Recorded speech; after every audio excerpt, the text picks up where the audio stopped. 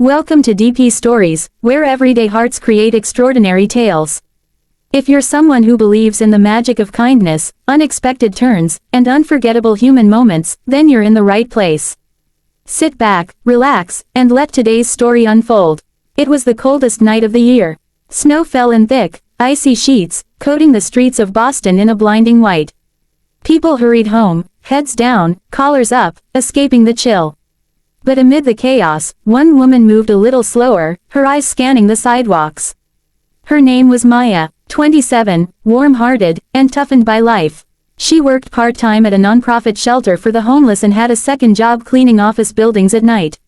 Maya knew what it felt like to go without. She'd once been on the streets herself, after her parents passed in a car crash when she was just 18. The system had failed her, but she refused to fail others. On that freezing night, she was on her way to the shelter's evening shift when she noticed him, huddled on the corner near the old fire station, barely visible under a snow-covered hoodie. He looked completely out of place. His sneakers were expensive, though soaked. His coat, though dusted in snow, screamed high-end. And yet, he was shaking like a leaf, no gloves, no hat, no bag. Maya hesitated for a moment, then walked over. "Hey," she said softly.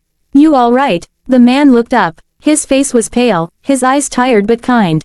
"I just needed to sit." "You're freezing," she said, gently tugging on his sleeve. "Come on, the shelter's just 2 blocks away.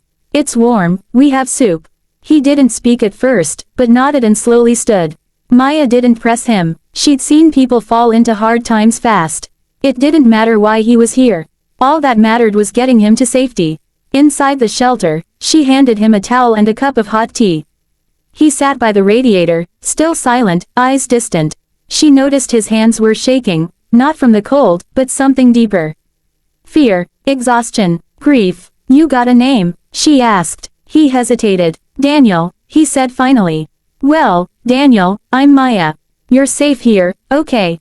For the next few hours, Daniel just sat. He didn't ask for anything else.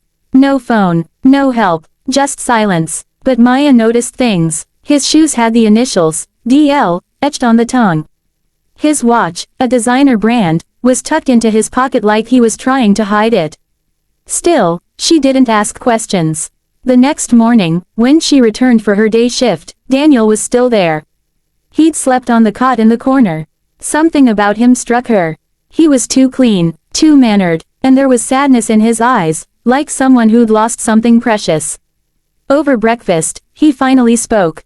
"Thank you, for last night." "No thanks needed," she said. "Everyone needs help sometimes." He looked down at his tea. "Some people don't think that way." Maya smiled. "Then they've never been hungry." A pause. Then he asked, "Do you always do this? Help strangers?" "It's kind of the job," she laughed. "But even if it wasn't, yeah, I try." They talked a little more. He was careful with his words. She didn't pry, but something shifted. He stayed the rest of the day, helped clean dishes, even served soup to new arrivals. He was kind, quiet, humble. He returned the next day. And the one after. By the 4th day, Maya grew curious. "So, Daniel," she said over lunch, "what brings a guy like you to a place like this?" He was quiet. "I needed to disappear," he said eventually. "From what?" He gave her a long look. "From the version of me I didn't choose." Maya blinked, not sure what that meant. But she nodded. "Well, you're welcome to be whoever you want here." He smiled, genuinely this time. "Thank you." Over. The next week, Daniel became part of the shelter. He helped organize clothes, clean rooms, even read to kids. The guests loved him. Maya found herself smiling more when he was around. But she couldn't shake the feeling that there was more to his story. And there was. 10 days after he first showed up, a black SUV pulled up in front of the shelter. 2 men in suits stepped out. One scanned the room and locked eyes with Daniel. "There you are," one of them exclaimed. "Do you have any idea what you've put everyone through?" The entire room went quiet. Maya looked at Daniel, confused. Daniel stood up slowly. "I needed time. You walked out on your wedding, Daniel. There are reporters everywhere. Your father is furious." Maya's jaw dropped. "Wedding." The man in the suit turned to Maya. "I'm sorry, miss. I'm Jonathan Ellis. This is Daniel Lennox. I know who he is," Maya interrupted quietly. Her eyes turned to Daniel.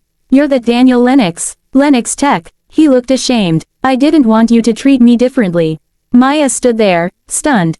This man, this sweet, quiet man who'd spent 10 days folding blankets and handing out soup, was one of the wealthiest bachelors in the country.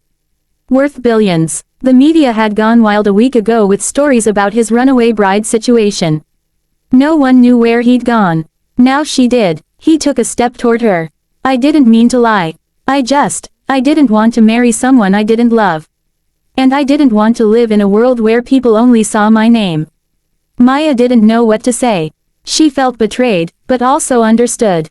In a strange way, she felt closer to him now. He'd chosen this place, chosen to live simply, chosen her. Daniel looked at the men.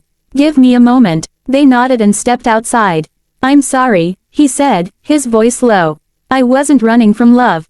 I was running towards something real. And here, with you, I found it. Maya crossed her arms. So, what now? You go back to your penthouse and forget about the shelter. He shook his head. No, I can't unsee what I saw here. I want to help, really help. She studied him for a long moment. You mean that? I do. I also mean this. He took a deep breath. If you'll have me, I'd like to take you to dinner. As Daniel, not as Lennox. Maya chuckled. You've got some nerve, maybe, but I've also got the truth now. And someone who saved me from the cold, not just out there, but in here. He placed a hand over his chest. She paused, then smiled. Dinner, but you're paying, of course. What followed was something neither of them expected. Daniel didn't return to his old life in full. Instead, he donated a large sum to the shelter, anonymously. He started volunteering regularly. He brought in advisors to improve the shelter's infrastructure, added mental health resources, and created a fund for transitional housing. Maya stayed by his side, not as a project, not as a charity, but as his equal. She inspired him to live authentically. And he, in turn, gave her the means to expand her impact. Eventually, the story got out. The billionaire who vanished on his wedding day, found love in a homeless shelter. The tabloids spun it into fantasy. But for them, it was simple. He was cold, she offered warmth. He was lost, she offered direction. He had the world, she showed him its heart. And in the end, that night in the snow wasn't the beginning of his escape. It was the start of his journey home. Thank you for watching DP Stories. If this story touched you, don't forget to like, subscribe, and share it with someone who believes in the power of kindness. We'll be back soon with another tale of heart and humanity. Until next time, stay warm, stay kind, and stay human.